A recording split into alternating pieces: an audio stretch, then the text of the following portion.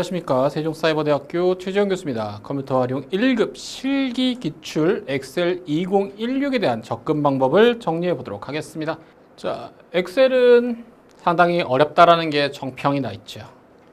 엑셀은 쉬운 줄 알았더니 하면 할수록 더 어려워. 이렇게 얘기하는 분들이 많을 정도로 엑셀은 상당히 어려워라 합니다.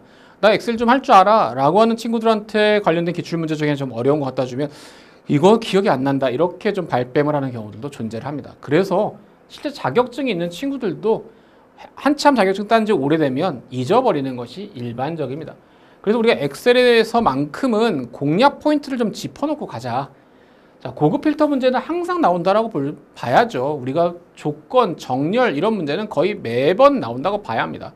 특히 고급 필터와 관련돼서는 일반식이냐 논리식이냐 뭐 어떤 걸 공부하는 게 좋겠냐라고 했을 때 논리식 위주로 공부하는 것이 일반적이죠.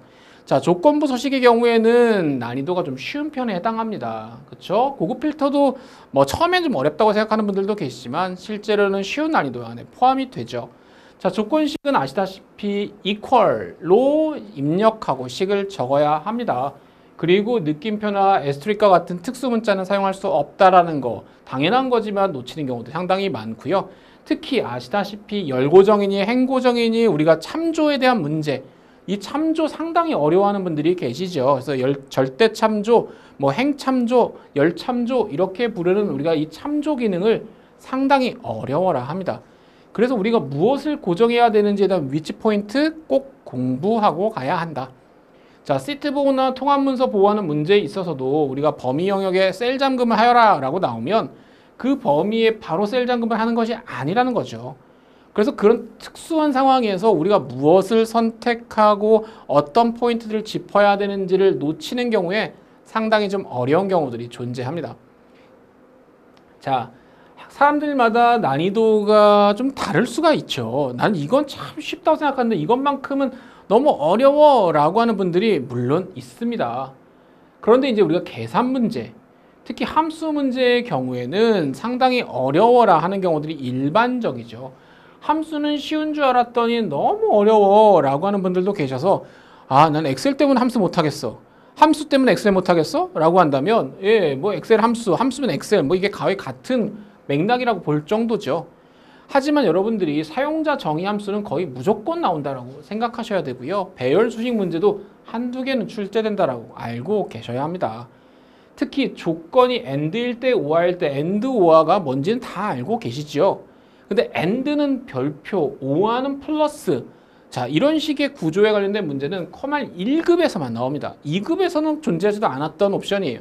일반적으로 엑셀 교재에서도 배열 수식에서 우리가 에스트릭이나 플러스 기호를 사용해서 조건을 나열하는 경우 거의 존재하지 않죠. 이런 경우 상당히 좀 어려운 생각하는 분들이 계시고요.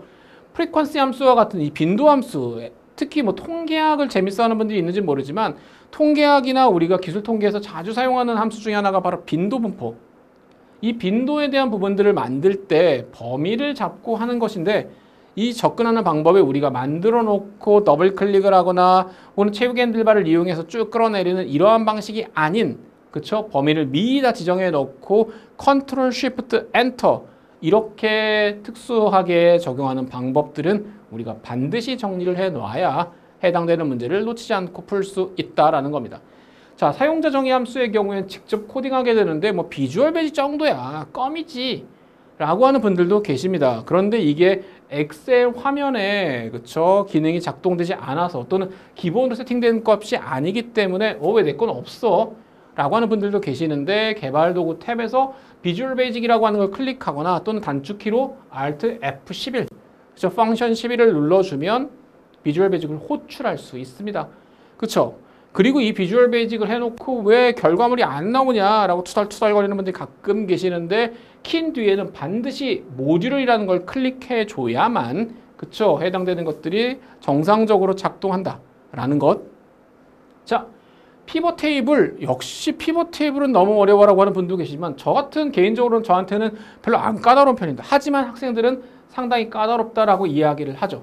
그런데 이 문제의 포인트는 뭐냐면 결과 그림, 주어진 결과 그림이랑 똑같이 만들어야 된다는 겁니다. 예를 들어서 글씨라도 틀리면 틀린 뭐 이런 속칭 정말 뭐 이런 게 다 있어 라고 하는 분들도 계시지만 문제에서 주요 포인트는 그림과 똑같이 만드는 거다. 차트도 마찬가지예요. 그림과 똑같이 만들어야 해요. 그런데 중요한 부분. 그림이 지문보다 무엇인가 더 추가되어 있는 경우들이 있습니다. 아니 그림하고 지문이랑 안 맞잖아. 이거 약간 문제 오류 아니야? 라고 해서 나중에 우겨 다 맞게 해달라고 해야지 라고 하는 분들도 계시는데요. 기본적으로 추가 작업을 해줄 필요가 없어요. 다시 말하면 지문이 우선입니다. 즉 문제에서 요구하고 있는 요구사항을 맞춰서 하는 것이 포인트이지 무조건 있는 거 다 만들어서 문제에서는 안 나와야 돼. 그것까지 다 만들어야 되나? 무조건 그림과 똑같이 만들려면 그림과 똑같이 만드는 건 피벗 테이블. 그쵸? 차트는 지문이 우선한다라는 정도. 물론 요즘은 문제에 대한 오류가 상당히 줄고 있기는 하지만 여러분들이 차트에서만큼은 지문, 특히 차트는 쉬운 편이에요. 그러니까 단순하게 기능 몇 가지만 클릭해주면 바로 작동하게 하는 거기 때문에 엑셀의 다른 영역에 있는 문제보다 훨씬 쉬운 편이다. 자, 기본적으로 여러분들이 아시다시피 실기 문제는 Q1부터 Q4까지 구조화가 되어 있고요. 문제의 형식도 엑세스에 비해서 엑셀은 조금 더 시험 범위가 좀 큰 것이 사실입니다. 그래서 우리가 공부해내서 얘네들은 내가 풀어봤는데 얘는 본 적도 없는 것 같은데 문제 유형이 있죠. 그래서 그 문제 유형이라고 하는 것도 문제 세트가 존재합니다. A 세트, B 세트, C 세트가 있는 것처럼 얘가 나오면 쟤는 안 나오고 쟤가 나오면 얘가 같이 나오고 하는 세트들이 존재를 해요. 그래서 여러분들이 얘만 안 나왔으면 좋겠다라고 하는 것보다는 되도록이면 이런 문제가 나오면 어떤 식으로 풀어야지 라고 갖고 계시고 특히 고급 필터 문제 정도는 이제 뭐 껌이지 이렇게 알고 계시면 좋을 것 같습니다. 자, 기본 작업 시트, 즉 엑셀도 문제가 딱 나오면 시트들이 쭉 주어지죠. 이 주어진 시트에서 다음과 같이 고급 필터를 수행하시오 라고 되어 있고 관련된 머리 끌기와 같은 내용들을 수행하는 겁니다. 그렇죠? 자, 그래서 이제 화면에서 보시는 것처럼 엑셀에 관련된 본 시트 안에 어떤 내용들이 들어있는지를 먼저 좀 눈여겨보실 필요가 있지요. 학년반 이름 그리고 출석부가 쭉 만들어져 있는 걸 확인하실 수 있고요. 해당되는 것에서 우리가 해당되는 결과를 다음과 같은 형태로 만들려고 합니다. 그렇죠? 그래서 다음과 같이 이렇게 만들고자 한다.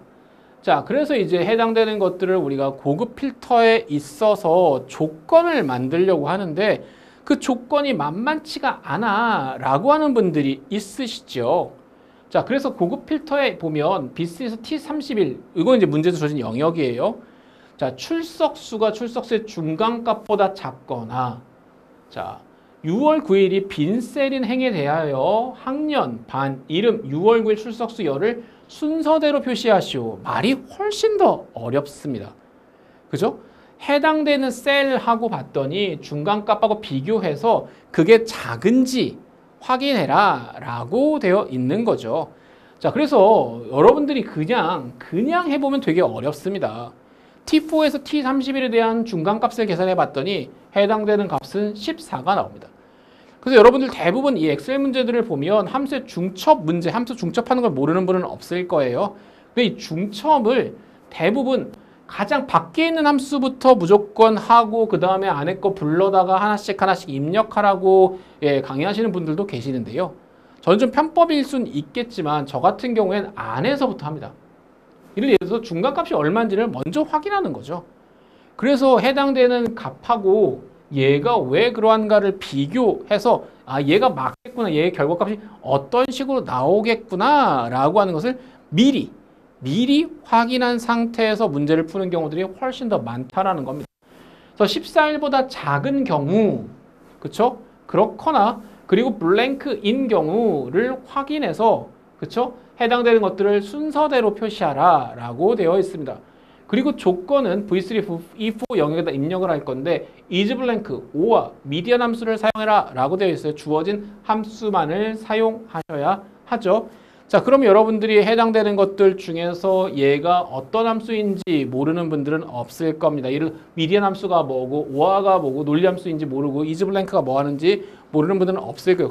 가령 해당 함수가 뭐 어떤 기능인지 자체가 기억이 나지 않아서 문제를 접근하지 못하는 경우도 종종 있긴 하지만 대부분은 우리가 익숙히 본 함수들 위주로 먼저 시험에 나온다.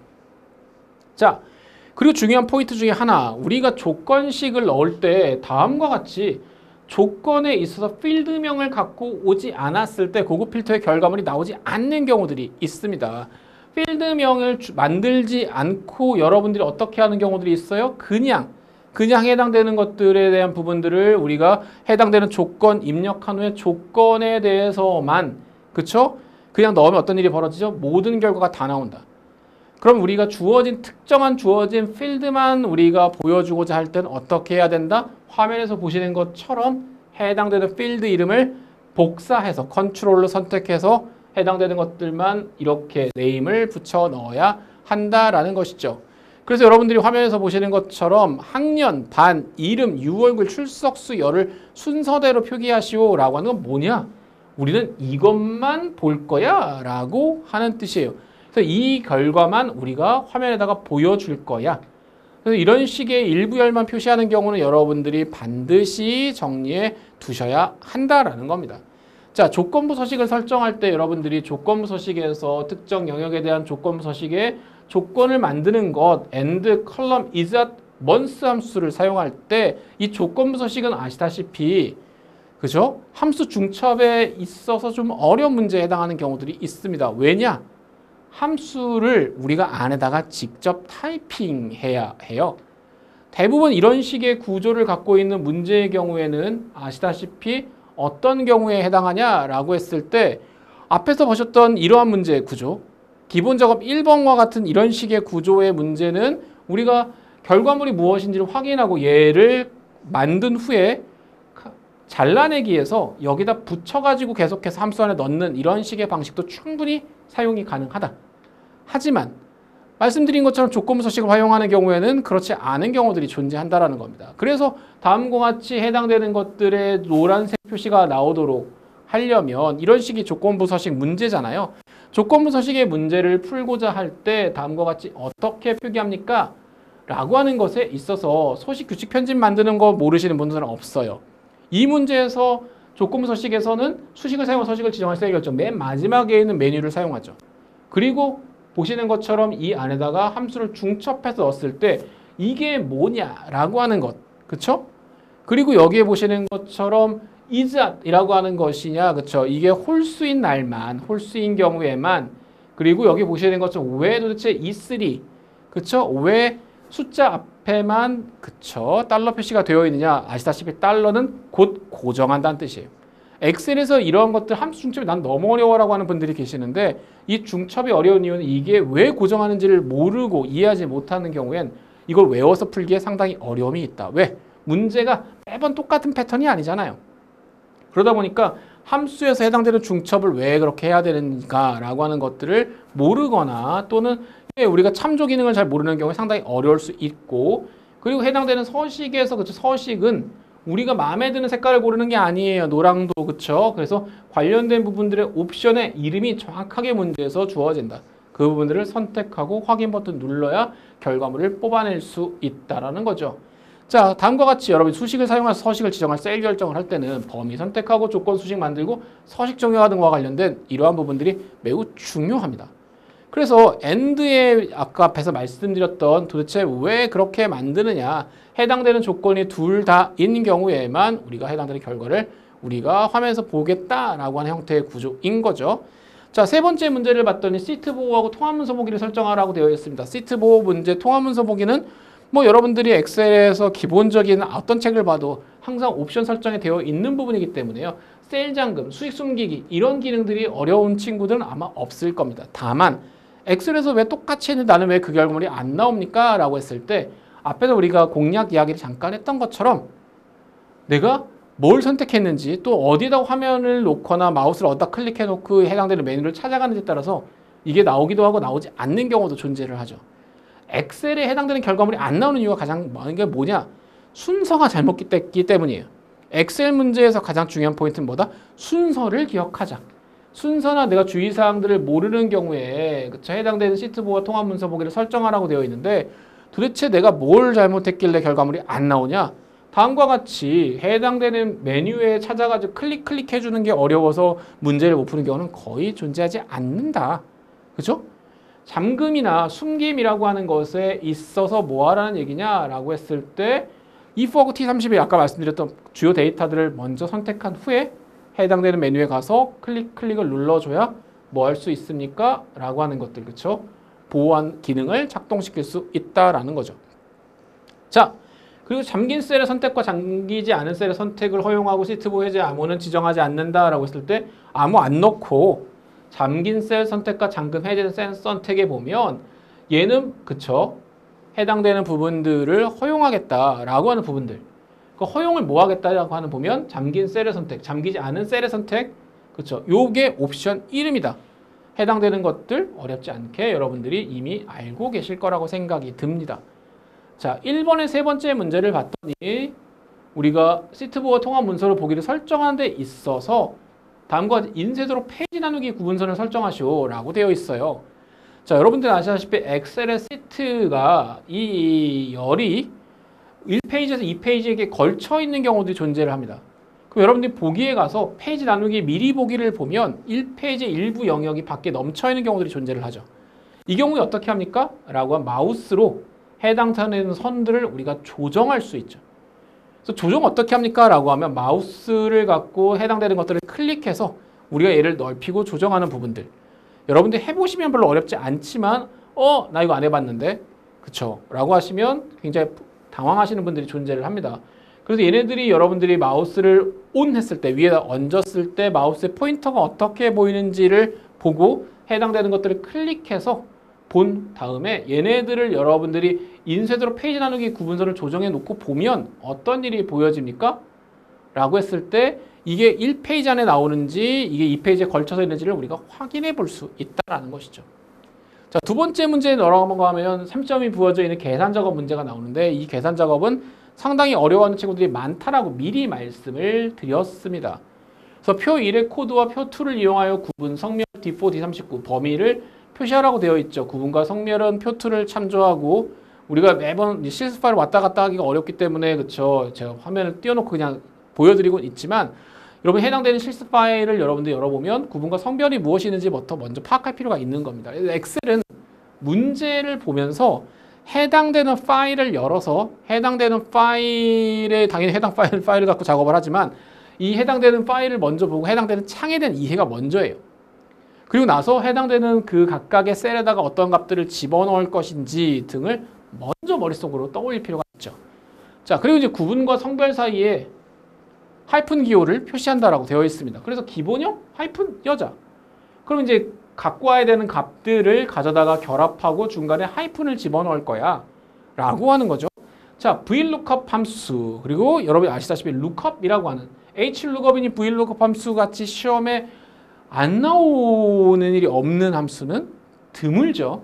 그렇죠. 여러분들 아시다시피 if 함수니 lookup 함수니 이런 것들은 뭐 시험에 거의 100% 나온다라고 보셔야 합니다. 이 VLOOKUP 함수의 가장 큰 중요한 특징 중에 하나가 뭐죠? 라고 하면 참조 기능. 그렇죠. 참조 기능을 주의할 필요가 있다라고 하는 거죠.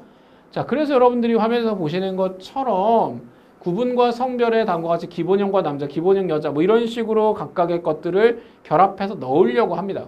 그렇죠? 관련된 데이터들을 집어넣으려고 한다라는 것이죠. 자, 그랬을 때 여러분 화면에 보시는 것 같이 다음과 같은 결과를 만들고자 할 때 concatenate라고 하는 것은 해당되는 함수가 무엇입니까? 라고 했을 때 해당되는 함수를 본 적이 없어요. 그럼 어떻게 합니까? concatenate를 검색해서 해당되는 함수가 뭐 하라는 거니? 텍스트를 조인한다. 텍스트를 조인한다는 게 뭐예요? 기본형 하이픈 여자를 넣겠다라고 하는 거죠. 자, 그렇다면 여러분이 이 안에다 VLOOKUP을 넣어야 된다는 것쯤은 우리가 알고 있어요. VLOOKUP을 만들 때 제 말로 설명이 훨씬 더 길어지는데요. 그냥 보여주면서 저 혼자 푸는 거니까 어렵지 않지만 우리가 찾아야 될 대상과 두 번째 보면 절대 참조가 걸려 있는데요. 이건 뭐예요? 우리가 찾아야 될 범위예요. 그렇죠? 그리고 그 범위 안에서 내가 찾고자 하는 게 몇 번째 거에 있는지 등을 숫자로 지정해 준다는 거죠. 구조 중에서 유일하게 주의할 점은 바로 해당되는 찾아야 될 범위를 절대 참조한다. 이게 VLOOKUP 함수에서 절대 틀리면 안 되는 부분입니다. 그리고 매번에 함수를 결합할 때 이 VLOOKUP을 아예 처음부터 해서요. 해당되는 것이 기본형이 찾아지는지부터 먼저 보는 것이 포인트예요. 그리고 나서 해당되는 범위만 바꿔주면 그 다음에 어렵지 않게 결합하실 수 있다라는 거죠. 말로 하니까 쉽잖아요 라고 하는 분들도 계시는데 오히려 손으로 하는 게 몇 번 해보시면 더 쉽습니다. 자, 인덱스 매치 함수의 경우에 여러분들이 행렬로 번호를 찾는 구조를 갖고 있죠. 인덱스 매치 함수 굉장히 어려워하는 분들이 계시는데요. 구조가 답안을 보니까 되게 복잡한 형태의 구조를 갖고 있는 것 뿐이에요.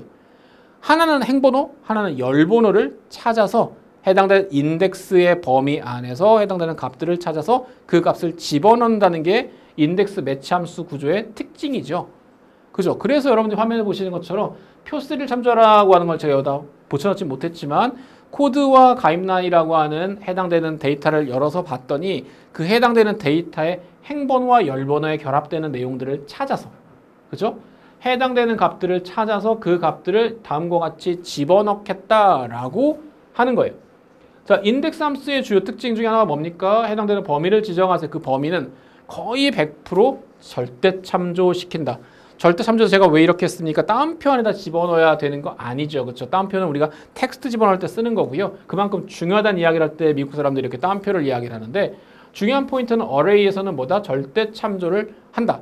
자, 매치 함수는 우리가 도대체 이거를 행번호냐 열번호냐 그 다음부터 이제 나오는 것인데 매치라고 하는 걸 할 때도 중요한 포인트 중에 하나가 뭐냐면요. 도대체 내가 어떤 걸 갖고 찾아올 거니? 라고 하는 건데 자, 그냥 이 표의 구조를 다시 한번 잘 보시면 0세 이상 10세 미만, 10세 이상에서 20세 미만, 20세 이상은 30세 미만 이렇게 되어 있죠. 그런데 잘 보세요. 여기에서 범위 지정을 뭘 했습니까? 밑에 걸 사용하지 않고 위에 걸 사용했어요. 자, 여기에서 주요 포인트는요. 보통 우리가 매치 함수를 찾을 때 딱 동일한 것들을 찾느냐 아니면 비슷한 값을 찾느냐라고 했을 때 0에서 10세 이상 바로 앞에 있는 데이터부터 그 다음 데이터까지가 여기에 있는 값들을 선택하시면 바로 위에 있는 숫자부터 여기까지 그리고 이제 이게 텍스트가 아니라 세 이상, 세 이상, 세 이상이라고 아시다시피 서식만을 설정해 놓은 거죠. 그래서 이 구조를 알지 못하면 도대체 숫자하고 텍스트가 있는데 어떻게 그쵸 이 결합을 갖고 여기 있는 값들을 찾아올 수 있느냐라고 하는 거. 얘도 숫자와 텍스트가 함께 들어있는 것처럼 보이지만 서식을 설정한 거예요. 그래서 엑셀의 주요 특징 중에 하나가 뭐예요? 보여지는 것과 실제 그것들의 서식에 대한 뒷면이 좀 다르다라는 겁니다. 그래서 여러분들이 먼저 데이터를 클릭해서 소위 말하는 여러분들이 fx라고 되어 있는 수식 입력 창에 얘가 뭐라고 보이는지를 확인할 필요가 있죠. 자, 그래서 이 문제에서 주요 포인트는 뭐냐면 이렇게 두 줄로 되어 있는 경우에 내가 데이터를 위에 걸 선택해서 운 좋게 했더니 바로 값이 나와서 그러면 문제가 없겠지만 내가 몰라고 밑에 걸 선택했더니 왜 얘랑 결과물이 다르지? 라고 하신다면 또는 내가 기대하는 결과물이 왜 안 나오지? 라고 한다면 혹시 범위 설정을 잘못한 게 아닐까? 이런 포인트를 여러분들이 짚어야 한다는 거. 인덱스 매치 함수에서 가장 중요한 포인트는 뭐냐? 라고 했을 때 해당되는 값을 찾아가지고 집어넣으라잖아요. 그렇죠?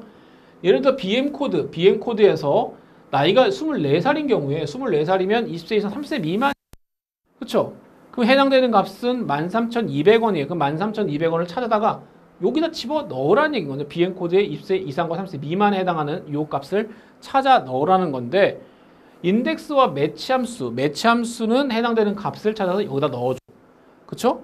그리고 이제 행번호와 열번호를 찾아서 거기에 값들을 집어넣어라가 인덱스의 주요 특징이죠. 그래서 인덱스와 매치는 반드시 세트로 움직이기 때문에 여러분들이 반드시 같이 기억해 줄 필요가 있다.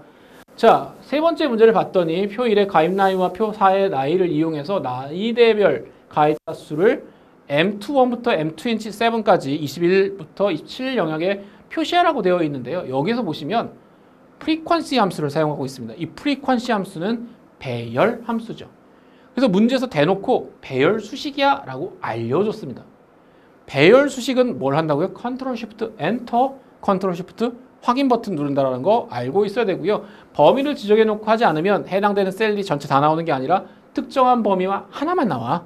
이게 포인트죠. 그래서 프리퀀시는 다른 함수랑 접근하는 방법이 달라라고 하는 것을 알고 계셔야 합니다. 자, 그래서 다음과 같이 가입자 수를 놓고 채우기 핸들바를 눌러서 밑으로 채워넣는 게 아니라 빈칸을 어떻게 몽땅 선택해 놓고 프리퀀시 함수를 적용해서 그냥 엔터 치는 게 아니라 컨트롤 쉬프트 엔터 치면 전체 셀이 해당되는 값들을 다 집어 넣어주죠. 그렇죠? 자, 일반적으로 그냥 넣으면 해당되는 숫자들이 다음과 같은 서식으로 안 나옵니다. 그죠? 근데 여기서 중요한 포인트는 뭐냐면 처음부터 텍스트와 프리퀀시를 다 결합하려고 하면 되게 어려워요. 왜냐? 우린 답을 잘 모르잖아요. 그러니까 어떻게 하냐? 일단 여기에 해당되는 값이 어떻게 나오는지를 일단 보고 이 프리퀀시 함수를 텍스트 함수에다가 중첩해야 되는구나 라고 하는 것들을 알고 계셔야 돼요. 그럼 텍스트 함수는 어떻게 해놓느냐 봤더니 0인 경우에는 이걸 미가입으로 바꿔라. 그리고 뭐 12명 이런 건 상관이 없는데 3명, 6명, 7명, 5명, 3명을 03명, 06명, 05명, 03명 이런 식으로 앞에 자릿수를 맞춰서 표기해. 그래서 이런 식으로 표기하라고 되어 있는 거죠. 그리고 명을 추가하라고. 이런 포인트들은 우리가 그쵸? 텍스트 함수에서 어떻게 쓰는지 등을 나 기억이 안 나. 포기하는 분들이 계시는데 일단 프리퀀시 함수를 갖고 제가 말씀드린 것처럼 결과만 보여드리지만 이렇게 먼저 해당되는 결과물들을 만든다. 여기서 중요한 포인트는 뭐예요? 해당되는 범위에다가 몽땅 선택해 놓고 프리퀀시를 넣은 후에 그쵸? 무조건 타이핑 하시는 게 아니죠. 그쵸? 해당되는 우리가 찾아야 될 범위하고 해당되는 여기에 대한 조건에 대한 부분들 클릭해서 해당되는 부분들을 선택한 후에 컨트롤 쉬프트 엔터를 치면 얘네들한테 괄호가 생겨요. 그래서 배열 수식은 입력했을 때랑 우리가 함수 fx 창에 보이는 수식 입력 창에 보여지는 모양이 달라요. 즉 다시 말하면 네가 배열 수식으로 넣으라고 시켰잖아 라고 하는 걸 얘가 보여준단 말입니다. 그래서 배열 수식을 만드는 방법은 반드시 정리해 둘 필요가 있다. 자, 그러면 다음과 같이 그쵸? 얘를 어떤 식으로 표기할 거니? 라고 했을 때 조건 서식에서 0보다 큰 경우에만 00명 다시 말하면 숫자를 어떤 식으로 표기할 것인지 등에 대한 서식을 다음과 같이 넣어야만 해당되는 숫자의 구조를 이렇게 지정해 줘야만 그리고 도대체 대괄호 안에 이건 뭐냐? 라고 했을 때 0보다 큰 경우에만 0보다 큰 경우에만 이렇게 넣어줄 거야 라고 하는 것을 다음과 같이 세팅할 수 있다라고 하는 것을 알고 계셔야 한다는 겁니다. 자, 그리고 나서 그렇지 않으면이에요. 그렇지 않으면 그쵸? 그래서 그 다음에는 뭘 해놨어요? 미가입이라고 해놨습니다. 그래서 얘가 위치에 따라서 그쵸? 그래서 양수, 영, 음수 순서로 우리가 서식을 지정해 줄 수 있다는 걸 모르면 이 구조를 단순 외워서 우리가 파악할 수가 없는 부분입니다.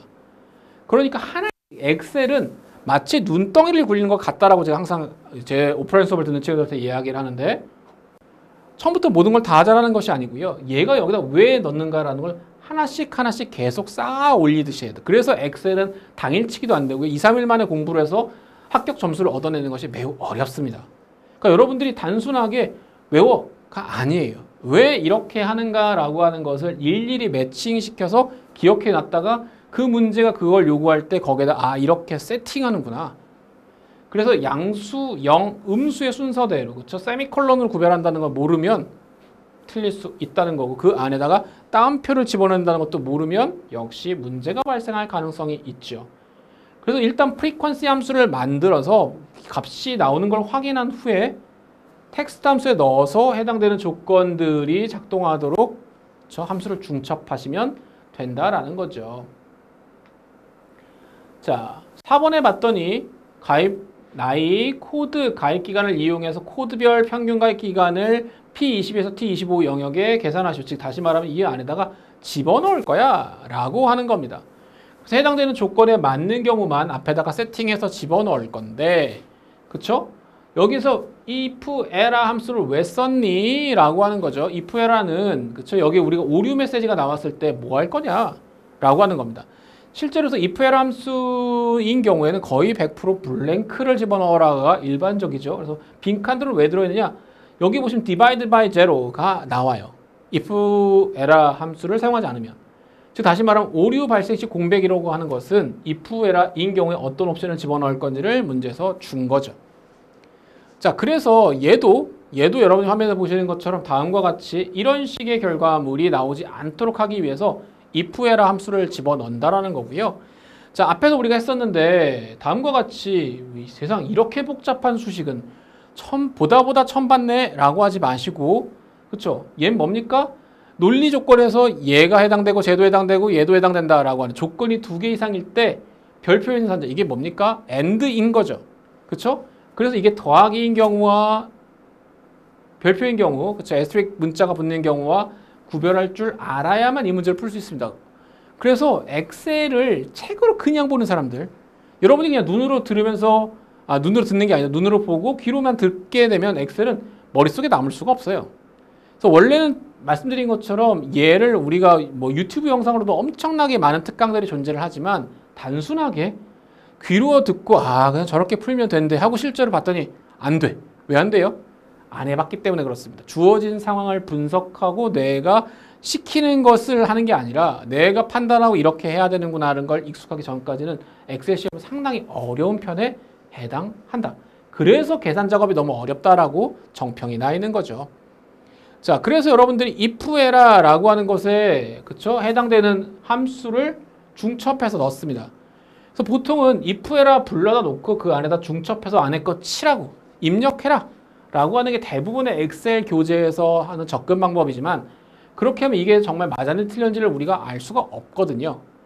어떻게 하는 거다? 에버리지 해당되는 조건의 평균 구할 건데 그쵸? 평균 구할 건데 가입 나이 코드 가입 기간을 이용할 거야. 그쵸? 해당되는 조건이 맞는지 안 맞는지 그리고 해당되는 조건이 맞는지에 대한 범위를 지정했고요. 여기에 보시면 이제 해당되는 셀 위치를 표현했죠. 그쵸? 그래서 왜 누구는 알파벳 앞에 누구는 숫자 앞에 있습니까? 그쵸? 숫자와 알파벳 그쵸? 우리가 아시다시피 열을 고정시킬래 행을 고정시킬래 라고 하는 것은 문제 구조를 보고 여러분이 판단하실 수 있으셔야 해요. 그게 판단이 되지 않으면 이 문제 아예 손도 못 댈 수밖에 없죠.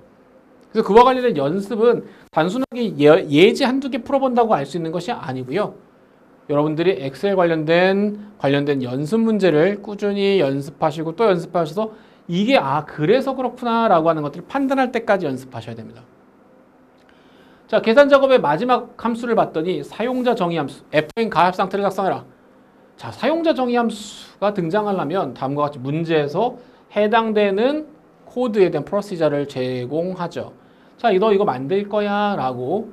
자, 여러분들이 최소한 프로그램을 전공하시는 분들입니다. 그쵸? 기본적으로 소프트웨어공학을 공부하시는 분들이라면 이 정도의 랭귀지의 구조는 뭐 나한테는 일도 아니지 라고 대부분 보실 거예요. 하지만 아시다시피 대부분의 분들은 이 비주얼 베이직 자체를 별로 본 적이 없는 분들이라서 이게 어렵다라고 세팅해 놓은 경우거든요. 자, 아시다시피 앞에서 말씀드렸지만 개발 도구에서 그쵸? 비주얼 베이직을 추가하거나 또는 Alt F12를 클릭해서 그쵸? 불러오시면 된다. 자, 근데 함수 추가를 할 때 여러분이 삽입의 모듈을 클릭하지 않으면 그쵸? 문제가 발생할 수 있다. 자, 여기서 중요한 포인트 위에 있는 조건들을 코딩했습니다. 도대체 왜 이런 식으로 코딩했나요? 라고 하는 것은 여러분들이 이미 코딩에 대해서만큼은 자신 있다고 생각하기 때문에 제가 특별히 설명을 드리진 않을 거지만 아시다시피 조건부 서식에 대한 문제가 딸랑 이렇게만 나오는 게 아니죠. 관련된 예제를 여러분들이 유형별로 풀어보셔야 합니다. 유형별로 풀어봐야만 파악할 수 있다.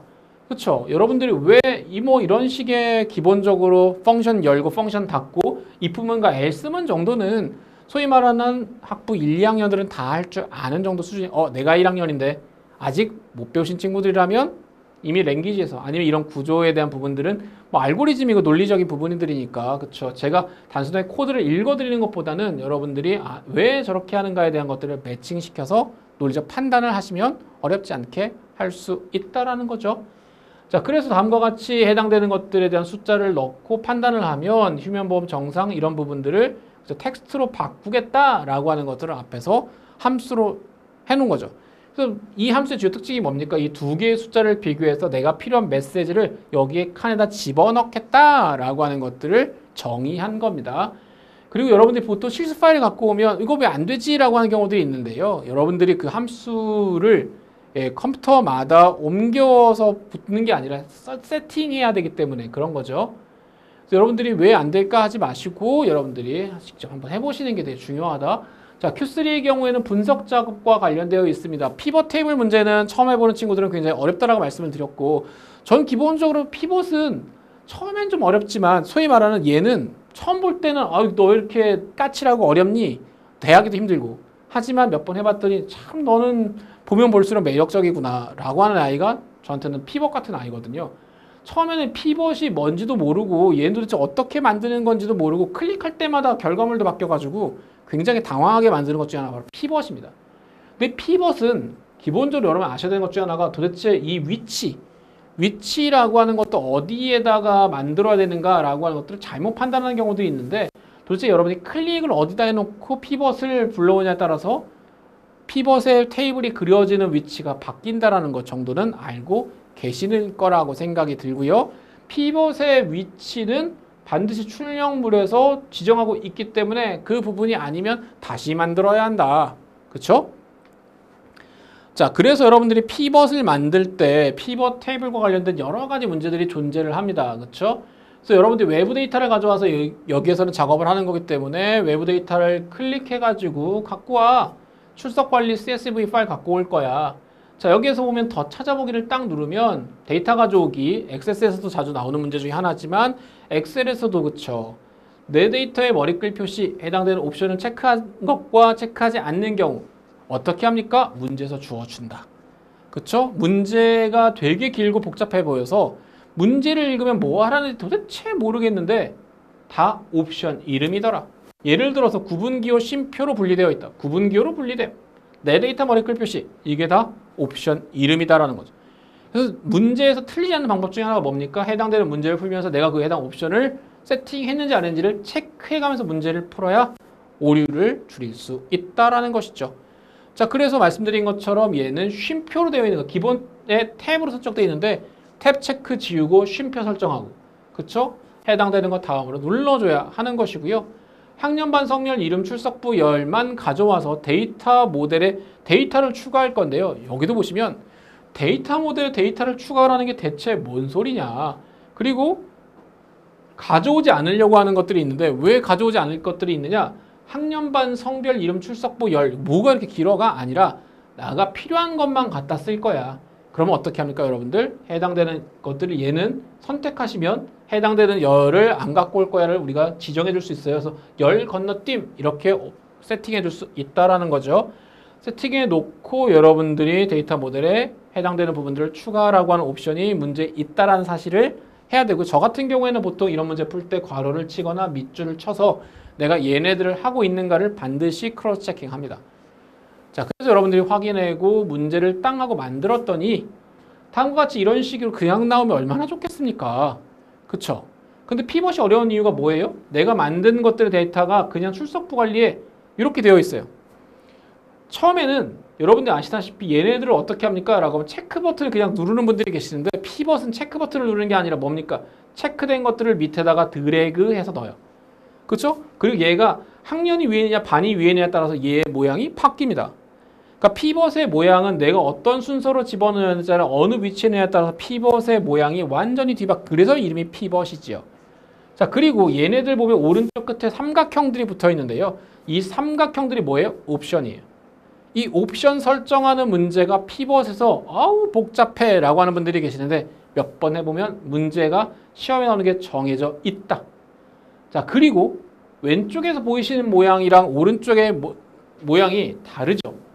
왜 다르가 아니라 얘네들의 옵션 설정에 따라서 보고서 레이아웃을 개요 형식, 얘를 개요 형식으로 바꾸면 화면의 모양이 바뀐다라는 겁니다.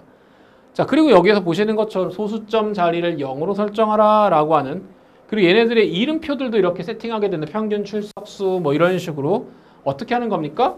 사용자 지정 이름에 가서 해당되는 필드에 가서 이름을 지정해 줄 수 있고 그 이름을 작동할 때 얘네들만 있는 게 아니라 이 값들을 어떤 식으로 채울 것인지에 대한 옵션을 지정할 수 있다. 그렇죠? 그리고 중요한 포인트. 문제에서 소 자릿수를 지정하라고 하면 표시 형식에 가서 표시 형식을 우리가 세팅한다. 표시 형식에 가서 여러분들이 그쵸? 해당되는 값들을 우리가 밑에 있는 자릿수를 어떻게 조정할 건지를 판단할 수 있다라는 겁니다. 자, 그리고 나서 자, 빈 셀을 별 표시, 레이블이 있는 셀은 병합하고 가운데 맞춤. 이건 피벗 문제에서 가장 유명한 옵션 중에 하나입니다. 이 둘은 거의 모든 시험에 나와요. ICDL이나 MOS 시험이나 뭐 거의 안 나오는 시험이 없을 정도 ITQ 문제에서 나오고요. 뭐 대표적인 피벗의 대표 옵션입니다. 어디 있습니까? 피벗 테이블 옵션에 보면 빈 셀 표시, 레이블이 있는 셀 병합 및 가운데 맞춤이라고 하는 옵션들이 존재한다. 얘네들이 나오면 아 이거 열어갖고 체크해주라는 뜻이구나 라고 하는 것. 체크를 어떻게 합니까? 라고 할 때요. 그쵸? 피벗에 놓고 오른쪽 마우스 버튼 눌러서요. 피벗 테이블 옵션 창을 불러오는 걸 모르면 이거 못합니다. 그쵸? 대체 이 화면을 어디서 불러오냐? 그게 엑셀 문제가 어려운 이유 중에 하나죠. 화면을 어디서 부르는지를 몰라. 그쵸? 그래서 여러분들이 각각의 메뉴를 그냥 기억하시면 안 되고요. 어떤 걸 먼저 클릭하고 그 다음에 불러와야 되는가를 머릿속에서 마치 필름 돌리듯이 쭉 돌릴 줄 알아야 해당되는 문제를 풀 수 있겠다라는 겁니다. 자, 그래서 여러분들이 화면에서 보셨던 것처럼 부분합에 보면 그룹 상단에 부분합이 표시되는지 어떻게 합니까? 라고 하면 그쵸? 출력물 보고 이거 웬 숫자? 당황하지 마시고 그쵸? 클릭해 봤더니 위치가 막 이동하고 숫자가 표현되고 8, 11, 13 그쵸? 얘네들을 어떻게 더했는지 뭐 이런 것들 그쵸? 이런 것들이 이 숫자의 의미를 알고 계셔야 하는 거예요. 이거 더했더니 10이 아닌데가 아니라 그쵸? 평균 구한 거 평균. 그래서 여러분들이 이것들을 어떤 식으로 구했는지 그쵸? 이런 것들을 파악하고 계셔야 되고요. 형태도 레이아웃이 개요 형식인지 테이블 형식인지 이런 것들을 우리가 일일이 이것들을 1:1 매칭해서 기억할 수는 없지만 문제에서 형식 주어지면 가서 옵션 선택해서 바꿔줘야 되는구나 정도는 알고 계실 필요가 있는 거죠. 자, 두 번째 문제를 봤더니 다음 지시사항을 표시하라고 돼 있어요. 여기 보시면 중복된 값이 입력된 셀을 행을 삭제하고요. 데이터 도구를 이용하라고 되어 있는데요. 데이터 유효성 검사, 중복 항목 제거, 텍스트 나누기 중에 도대체 이게 뭐냐? 그쵸? 중복값 제거하는 문제죠. 그래서 이 문제에서 중복된 값이 입력된 셀을 행을 삭제하시오. 이게 뭐 하라는지를 모르면 데이터 도구에 이게 있는지가 머릿속에 안 떠오릅니다. 그래서 여러분들이 이런 류의 문제가 나올 때는 중복된 값이 입력된 셀을 포함하는 셀을 삭제하라고 문제에서 주는구나. 그죠? 그러면 성명, 성별, 생년월일을 체크해야 된다는 거. 그쵸? 그리고 해당되는 범위를 선택하지 않고 체크하시면 의미가 없어요. 그래서 메뉴를 선택하는 게 중요한 게 아니고요. 내가 이 범위를 지정했느냐 안 했느냐 이런 포인트들을 여러분들이 알고 계실 필요가 있는 거죠. 그리고 나서 확인 버튼을 딱 눌렀더니 그쵸? 해당되는 결과값이 어떻게 반영되는지를 바로 찾아서 확인할 수 있게 됩니다.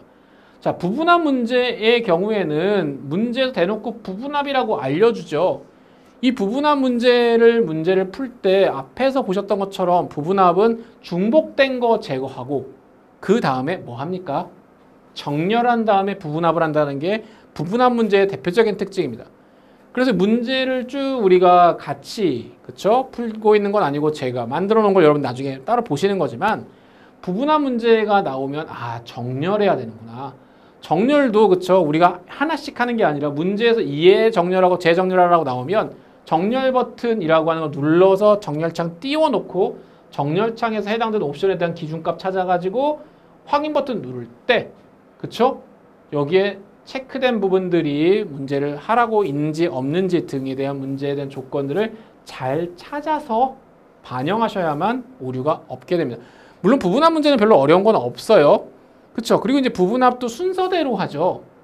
그래서 잘 보시면 반별 출석일수의 평균을 계산한 후 자, 먼저 출석일수의 평균을 계산해. 그쵸? 그리고 반별이라고 돼 있죠.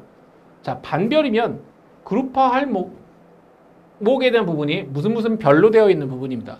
뒤에 보시면 성별별. 문제 구조가 정해져 있어요. 성별별의 별이 그룹화할 항목이다. 자, 개수를 그쵸? 성명별에 대한 성명의 개수. 그러면 성명의 개수. 자, 그런데 중요한 부분. 계산한 후. 부분합은 뭐 대부분 잘 하시지만 계산한 후에 다음과 같은 결과물이 똑같이 왜 안 나오지? 라고 할 때 가장 중요한 포인트가 뭡니까?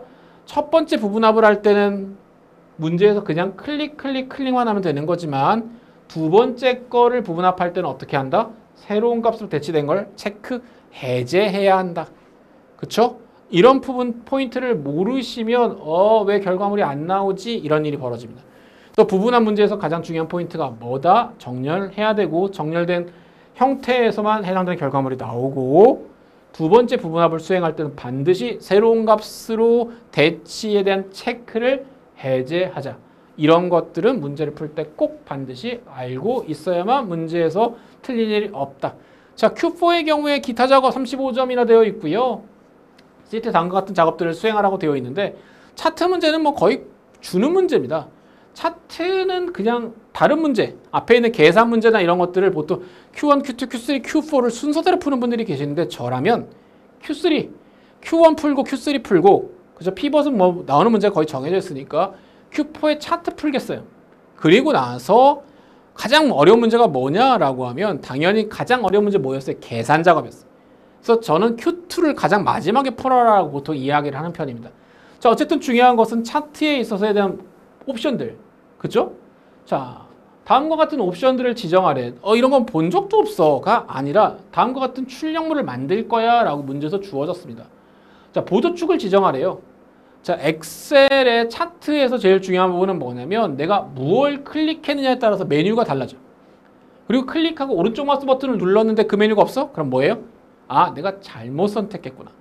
특히 2016이나 오피스 365의 경우에 UI가 좀 바뀌었어요. UI가 바뀌면서 기존에 그렇죠? 옛날에 엑셀을 배웠던 분들이 오히려 더 어려워졌어 하는 분들이 있는데 어려워진 게 아니고요. 익숙하지가 않은 겁니다. 옵션은 그대로예요. 그러니까 그 메뉴가 어디로 숨었는지만 잘 알고 계시면 할 수 있는 부분이죠. 자, 그래서 중요한 포인트, 데이터를 추가할 거야. 그죠? 그때 우리가 데이터 추가한 후에 계열값들을 우리가 지정해 줄 수 있어요. 우리가 입력하라고 되어 있지만 대부분 해답지를 보면 뭐 하면 됩니까? 타이핑해야 되는 경우가 있고요. 해당되는 이름표를 그냥 클릭해야 되는 경우가 있어요. 그래서 클릭하는 경우인지 타이핑하는 건지를 잘 이렇게 차이점들을 알고 계시면 좋겠고요. 중국 CNY를 넣었더니 오른쪽에 편집에 1, 2, 3, 4 뭐 이렇게 돼 있더라. 이거 뭐지? 하지 마시고 편집 버튼 눌러가지고 내가 범위를 스르륵 하고 지정해주면 해당되는 데이터 값이 반영이 되더라. 라고 하는 거죠. 자, 그리고 이제 보시는 것처럼 처음에는 얘네들이 이렇게 뾰족뾰족뾰족한 상태였는데 또는 왼쪽에 있는 값들이 범위가 이런 식이 아니었는데 얘를 축을 바꿨더니 납작했던 애가 갑자기 모양이 바뀌었어. 뭐예요? 보조축으로 설정해 뒀을 때, 즉 데이터 값의 기준이 바뀌면 모양이 바뀝니다. 특히 데이터 값의 모양만 바꾸는 게 아니라 얘네들에 대한 뭘 설정해라? 제목을 설정하고, 그쵸? 제목을 설정하고, 얘네들 숫자의 범위를 새로 지정하고, 이런 문제들은 당연히 나오는 겁니다. 그쵸? 그래서 범위에 옵션 지정해 주고, 최소값과 최대값의 위치, 기본값과 보조값의 위치, 얘네들에 대해서 단위 지정에 대한 부분들이 나와 있는 부분들은 손대시고, 보조값은 2.0, 여기 나와 있지가 않은데 그럼 지우라는 얘기인가? 아니에요. 결과값에서 특별히 바뀌는 게 없으면 우리 뭐 한다? 옵션은 그냥 신경 쓰지 않고 지나간다. 다시 말하면 주어진 것들을 정확하게 반영만 해주고 넘어가면 문제가 없다라는 것이죠. 자, 얘 같은 경우에 이렇게 부드러운 선, 얘를 우리는 뭐라고 그럽니까? 엑셀에서 완만한 선이라고 되어 있는데 이 완만한 선은요, 계열 옵션에 보면 체크박스 하나로 해결할 수 있는 부분이에요. 이게 체크박스로 해결한다는 사실을 모르면 판단하기가 되게 어렵죠. 그리고 얘가 세모도 있고 다이아몬드도 있고 동그라미도 있고 별표도 있고 다양한 형태가 있는데 얘에 대한 형식을 해당되는 옵션에서 우리가 설정할 수 있다는 사실을 모르면 표시 형식 옵션을 대체 뭘로 변경하라는 거야. 그렇죠. 엑셀은 해당되는 아이를 클릭하고 주어진 문제에 대한 옵션을 찾아서 반영만 하면 어렵지 않게 쓸 수 있는 문제더라. 그렇죠? 자, 그리고 얘네들에 대한 특징들을 우리가 관련된 것 중에 얘만 볼 거야. 얘만. 자, 그럼 어떻게 해요? 우리가 해당되는 데이터를 클릭하면 전체 세모가 전부 선택됩니다. 그런데 두 번 클릭하면 얘만 선택할 수 있죠. 얘만. 얘를 선택한 후에 차트 요소에 대한 추가해서 데이터 값의 위치를 지정해 줄 수 있다.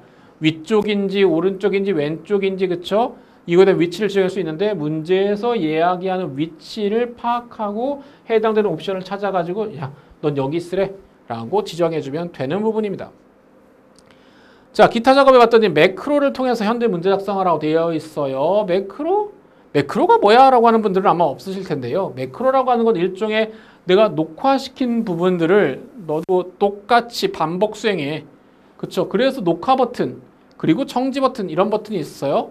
그쵸? 일종의 우리가 녹화해 놨다가 나중에 보겠다 뭐 이런 거죠. 그래서 우리가 이런 부분들에 있어서 매크로를 기록하기 전에 주의사항이 있습니다. 매크로를 적용할 셀을 클릭하거나 선택하지 않도록 하는 것들이 필요하고요. 설정할 셀이 미리 선택될 경우에 매크로 실행 시에 시험에서 제시한 셀이나 범위가 아닌 다른 부분들에 있어서 매크로가 적용될 수 있기 때문에 그쵸? 이 부분에 있어서 주의가 필요해. 그래서 살짝 내가 이렇게 놓친 실수 하나로 1, 2점 차이로 내가 실기를 떨어지는 경우들이 생길 수 있기 때문에 여러분 뭐 할 필요가 있다? 네. 주의할 부분들은 반드시 챙겨서 한번 읽어보고 가자. 그래서 매크로를 지정할 때 아시다시피 그쵸? Alt를 누르고 양단추를 드래그 하셔야 되고요. 매크로 이름 지정해주고 기록 버튼 누르기 시작하는 겁니다. 그래서 매크로에서 여러분들이 뭐 주어지는 대부분의 것들은 단순한 나머지 기능들이에요. 그래서 서식을 지정해 준다거나 혹은 여기에다가 뭐 서식 지정 설정뿐만 아니라 여러 가지 조건부를 정해 준다거나 이런 식의 기능이죠. 그러니까 매크로의 기능은 매크로를 하라가 아니라 매크로를 통해서 이런 부분들이 반복적으로 수행할 수 있다라고 하는 패턴을 보는 거기 때문에 여러분들이 굳이 뭐 어렵게 생각하시기보다는 이런 것들도 하는구나. 뭐 이런 것쯤이야 라고 생각하고 문제를 푸시면 좋을 것 같고요. 자, 개발 도구 탭에서 양식 컨트롤에 대한 단추를 적용하고 할 때 Alt 키를 누르고 적용을 하시면 박스를 넣을 때 이게 딱 예쁘게 그 안으로 싹 들어가거든요. 도대체 Alt를 왜 누르고 하는 거야? 그냥 할 거고 싶은 데가 아니라 여러분들이 실기 문제를 풀 때 시간을 1초라도 줄일 수 있는 부분들은 되도록 익숙하게 연습을 하시거나 여러분들 패턴을 몸에다 익숙하게 만드는 것이 매우 중요하다. 자, 그렇게 해서 여러분들이 해당되는 매크로 만들고 매크로에 대한 부분들에 있어서 주의할 포인트들만 알고 계시면 크게 어려울 부분들은 없다. 조건부 서식 앞에서 나왔던 부분이세요. 그쵸? 뭐 데이터에 대한 부분들에 있어서 데이터에 어떤 옵션들인지 최소값은 뭘로 지정되어 있는지 이런 부분들만 알고 계시면 뭐 어렵게 특별히 없다라고 판단이 됩니다. 자, 마지막에 있는 문제는 기타 작업에 있어서 엑셀의 프로시저와 관련된 문제세요. 프로시저는 여러분 화면에서 액세스에서 동일한 폼 주어지는 이런 문제들이 등장을 하게 되는데요. 여러분이 기본적으로 커맨드 등록을 하거나 이런 커맨드 있어서의 여러 가지 프로시저에 대한 구조는 프로그래밍을 할 줄 아는 여러분들에게 있어서는 뭐 그렇게 어렵지 않다라고 판단되지만 프로시저 작성에 있어서 몇 가지 포인트들이 있습니다. 그죠? 개발 도구에서 디자인 모드와 버튼을 더블 클릭해야지만 가능하다라는 거, 폼 이름 .show, 언로드미, 셀 구조나 뭐 컴보나 메시지 박스나 이런 식의 구조, 포맷의 형태나 이런 식의 구조를 모르면 일종의 문법을 모르면 프로시저를 작성할 수 없는 이런 문제들이 존재를 합니다. 그러니까 여러분들이 왜 이렇게 해야 되죠가 아니라 이 기능은 이렇게 한다라고 하는 그렇죠? 우리가 인사할 때 안녕하세요라고 인사를 하는 것처럼 한국 사람들이 식사는 하셨나요? 라고 이런 문제 중에 왜 밥 먹었냐고 물어봐. 밥 먹는 게 그렇게 중요해? 이게 시비를 거는 게 아니잖아요. 종료 버튼을 클릭할 때 폼 작성하는 건 언로드 미를 하는 거고 프로시저 작성할 때 폼 이름 .show를 사용하는 겁니다. 아시다시피 그래서 이런 것들을 할 때 관련된 패턴들이 존재를 하고 프로시저 문제는 엑셀뿐만 아니라 XS에서 동일하게 나오기 때문에 이 디자인 모드를 사용하는 문제 등은 반드시 시험에 나온다는 거. 그쵸? 그래서 여러분들 왜 도대체 이렇게 이런 구조를 갖고 만드느냐라고 따질 것이 아니라 일종의 패턴을 연습해 놨다가 시험 문제에 나오면 관련된 것들을 찾아서 기계적으로 후다닥 해버리는 그쵸? 이런 식의 접근을 하는 것이 매우 중요하다라고 판단이 됩니다. 그래서 우리가 포인트에 대한 부분들을 놓치지만 않고 그쵸? 문제 주어져 있는 것들에 있어서 패턴만 찾을 수 있게 되면 뭐 이런 식의 코드 몇 개 적어주는 정도는 여러분들에게 있어서 별로 어려운 일은 아닐 거라고 판단이 됩니다. 그리고 이제 이렇게 만들어서 해당되는 결과가 주어진 메시지대로 나오는지를 체크하실 필요가 있고 만들어진 거 확인하시고 결과물 체크한 후에 확인하면 뭐 문제가 어렵지 않게 끝나게 되는 거죠. 그래서 여러분들이 관련된 문제에 대한 일련의 패턴은 몇 번만 연습하시면 되는 부분이고요. 주요한 포인트 중에 하나는 바로 이런 부분이죠. 폼 자료를 입력을 할 때 왜 그렇게 해야 되나요? 라고 하는 것들. 가령 예를 들어서 문제에서 주어진 것들 중에서 옵션이나 이런 것들이 있으면 체크만 하면서 그냥 우리가 누르면 되는 부분인데 왜 구조를 before.row, before.current region row.count 이런 식의 구조를 도대체 문제에서 뭘 보고 이렇게 만드는 건데? 라고 하는 것에 대한 패턴이 만약에 시험 보는 그 당시에 도대체 모르겠어. 어떻게 하죠? 스킵하십시오. 여러분들이 엑셀 문제는 100점 맞는다는 것 자체가 상당히 어렵다. 마치 전 과목 A+를 맞는 것과 동일하다라고 생각할 정도가 되면 돼요. 그래서 이 문제가 갑자기 논리적 구조가 이해가 안 되는 경우가 있거나 문제를 봤는데 그러면 이건 공부 안 해도 되나요? 라고 하는 분들도 계실 수 있지만 기본적으로 그쵸? 폼 자료 입력하는 부분들에 있어서 시험을 놓고 내가 시간이 부족한 경우에는 그것을 매달리시기보다는 틀리지 않아야 될 것들에 집중하는 것들이 훨씬 더 중요하다는 겁니다. 그래서 폼 자료를 입력할 때 왜 셀 I 쉼표 2, 셀 I 쉼표 3, I 쉼표 5인지는 그쵸? 답안지를 보고 입력하시는 게 아니고요. 보통 엑셀에서 데이터 값들을 보고 그 데이터 값에서 왜 두 번째 행과 열의 열 값에서 그 값들을 입력해야 되는가라고 하는 것들을 파악하는 게 포인트입니다. 그렇죠? 그러니까 단순하게 외워서 푸는 문제가 아닌 거죠. 여러분들이 해당되는 옵션, 뭐 프로그래밍에 대해서는 저보다 훨씬 더 여러분들이 탁월하실 거기 때문에 뭐 특별히 설명드리지는 않겠습니다. 그래서 주어진 문제에서 왜 이런 식의 구조를 갖고 왔을까라고 하는 것은 찬찬히 시간을 갖고 해당되는 조건들에 왜 이렇게 적용이 됐는가를 보신다면 어렵지 않게 접근할 수 있을 거라 판단이 된다. 특히 이제 종료 메시지 프로시저를 여러분들이 돌렸을 때 메시지 박스에서 등록 화면을 종료합니다 라고 하는 것들, 그쵸? 왜 언로드 미냐? 라고 하는 것, 그치? 이런 부분들이라고 하는 것은 말씀드린 것처럼, 그쵸? 문제에서 주어진 것들을 여러분들이 실행시키실 때 왜 나오는가? 라고 하는 것들은 관련된 메시지 등이 나오는 것들에 대한 프로시저와 문법들을 별도로 정리해야만 한다는 점, 이 정리하면서 엑셀에 대한 특강 마치도록 하겠습니다. 수고하셨습니다.